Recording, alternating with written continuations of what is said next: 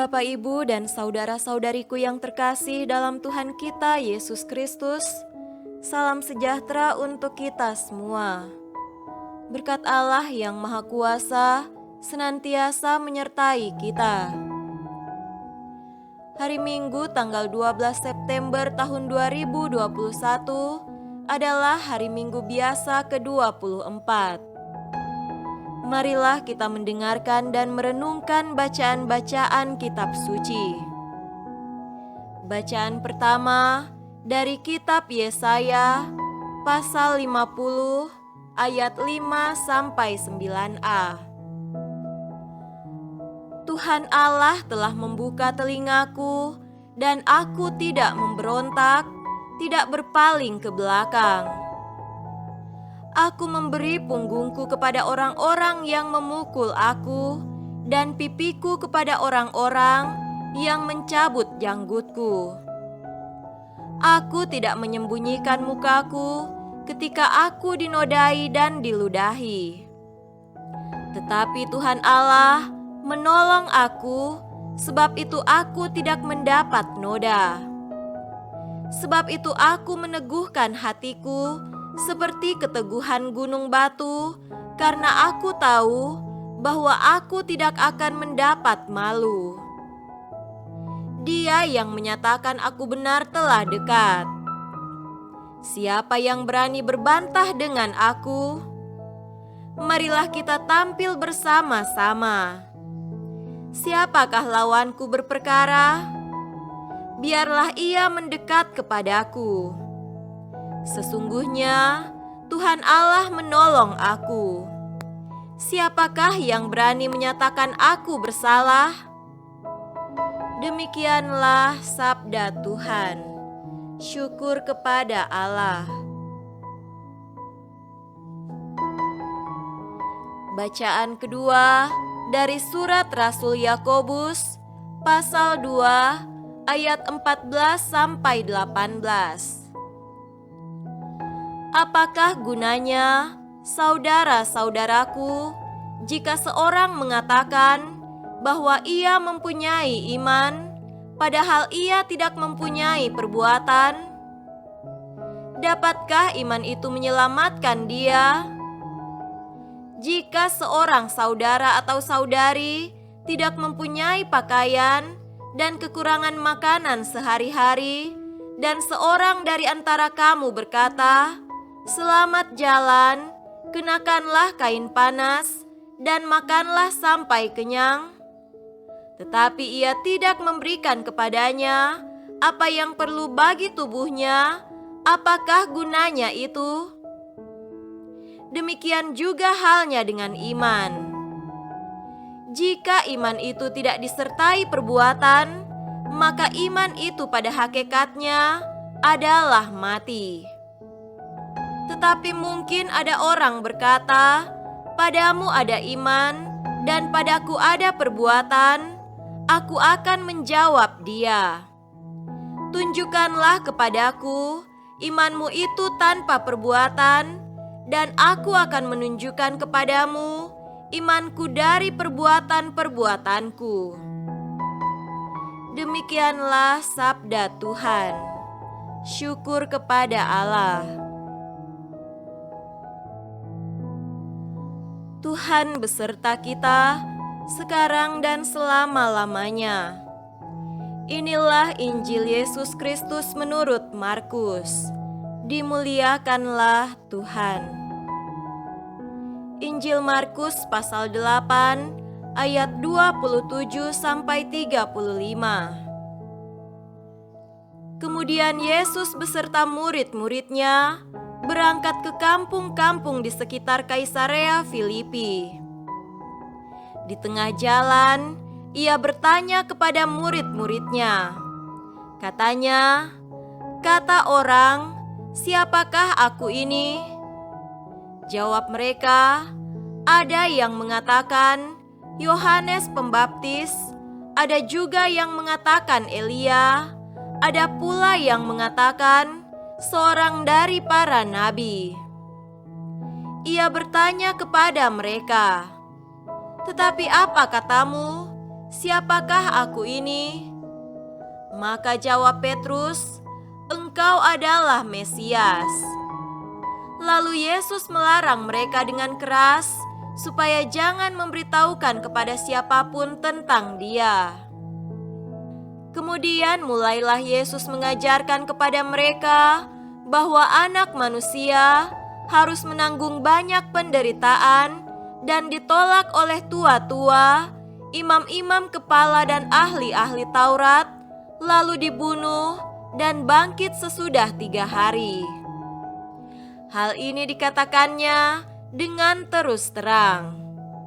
Tetapi Petrus menarik Yesus ke samping dan menegur Dia.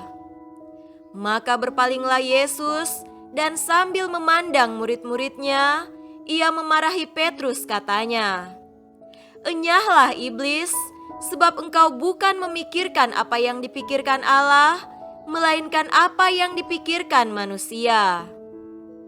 Lalu Yesus memanggil orang banyak dan murid-muridnya dan berkata kepada mereka, "Setiap orang yang mau mengikut aku, ia harus menyangkal dirinya, memikul salibnya, dan mengikut aku.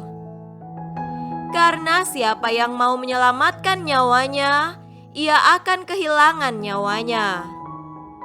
Tetapi barang siapa kehilangan nyawanya karena aku dan karena Injil, ia akan menyelamatkannya."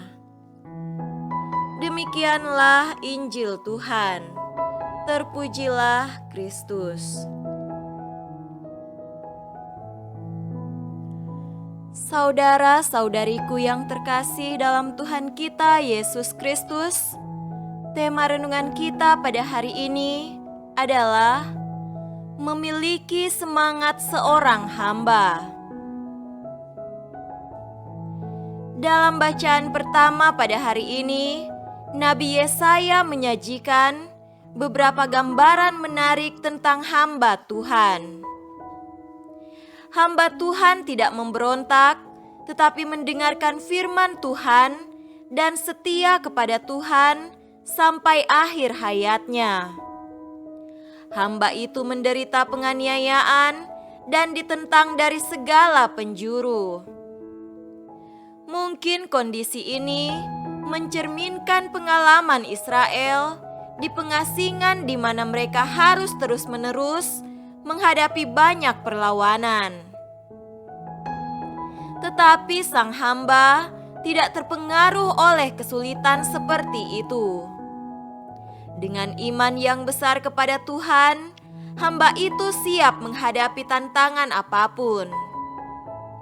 Mereka memukul wajahnya, meludahinya, dan mencabut jenggotnya. Namun tekad hamba tidak goyah. Dia tetap tidak bergerak saat menghadapi kesulitan. Hanya Tuhan Allah sendirilah yang akan membantu dan mendukungnya.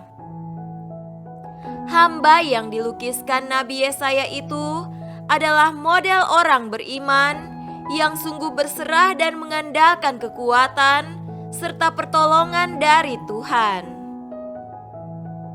Saudara-saudariku yang terkasih, dalam bacaan yang kedua, surat Yakobus berbicara tentang undangan bagi kita umat beriman untuk menjadi pelaku firman dan bukan hanya sekedar pendengar.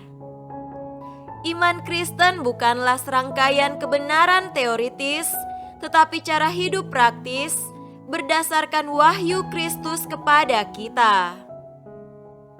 Iman saja hanyalah penerimaan terhadap kebenaran yang diwahyukan, namun itu tidak ada gunanya untuk mendapatkan atau mengalami kehidupan yang kekal.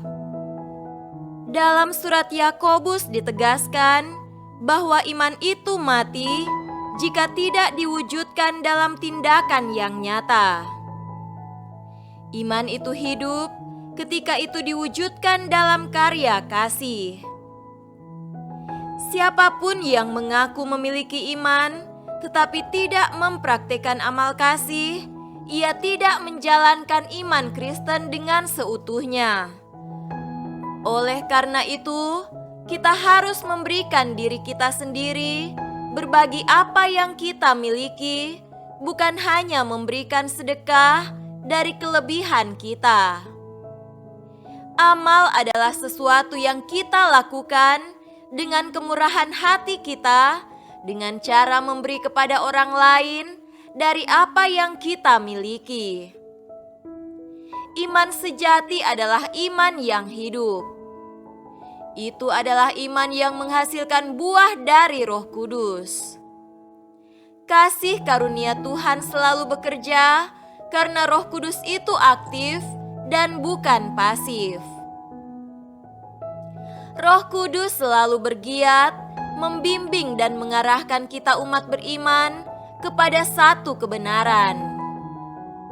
Kalau Yesus mengutus para murid-Nya untuk tugas perutusan, sudah jelas Yesus menghendaki agar para murid-Nya tidak menutup diri, melainkan terbuka dan keluar untuk menjumpai sesama, mewartakan Injil Kerajaan Allah, serta menyampaikan kabar gembira lewat perutusan mereka. Injil Markus pada hari ini memberi kita 3 hal yang utama. Yang pertama, nubuat Yesus tentang penderitaan, kematian dan kebangkitannya. Yang kedua adalah penolakan dan kesalahpahaman para murid tentang perkataan Yesus. Yang ketiga, pengajaran Yesus yang menekankan beberapa aspek tentang sikap seorang murid. Dalam kisah Injil Markus ini, Yesus menggarisbawahi satu hal penting, yakni pengetahuan.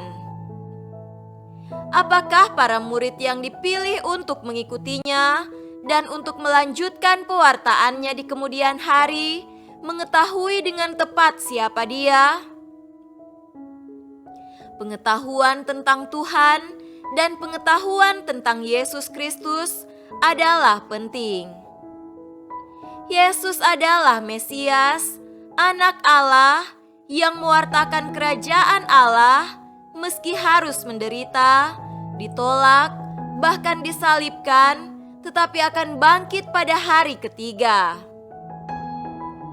Hal ini tidak mudah dipahami, tetapi semangat dan teladan Yesus dalam pengorbanan diri adalah model semangat para murid di dalam perutusan mereka agar mereka kuat dan teguh ketika berhadapan dengan penderitaan. Saudara-saudariku terkasih, kita dipanggil untuk menyatakan iman kita dalam perbuatan yang nyata. Kita membuat iman kita hidup lewat tindakan kasih yang kita lakukan bagi Tuhan dan sesama. Kerap itu tidak mudah, bahkan berat karena kita harus mengeluarkan energi, waktu, perhatian, tetapi juga biaya. Tetapi janganlah takut, karena berkat Tuhan tak pernah kurang untuk kita sebagai orang percaya.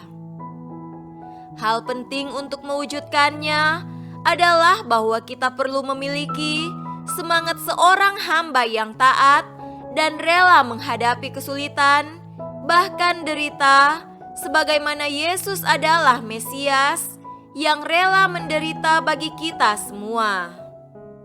Maka tidak cukuplah kalau iman kita hanya dirayakan dan dinyatakan dalam perayaan-perayaan liturgi gereja. Tidak cukup juga kita hanya menjadi orang beriman pada liturgi gereja. Tidak cukup juga kita hanya menjadi orang beriman pada saat kita mengikuti perayaan-perayaan liturgi gereja. Sesungguhnya kita menjadi orang beriman sejati dalam kehidupan nyata setiap hari saat kita menyatakan iman kita dalam hidup, sikap, perkataan, dan karya yang bersesuaian dengan dan diinspirasikan oleh iman itu sendiri dengan semangat kerendahan hati, pengorbanan, dan pelayanan. Semoga demikian. Amin.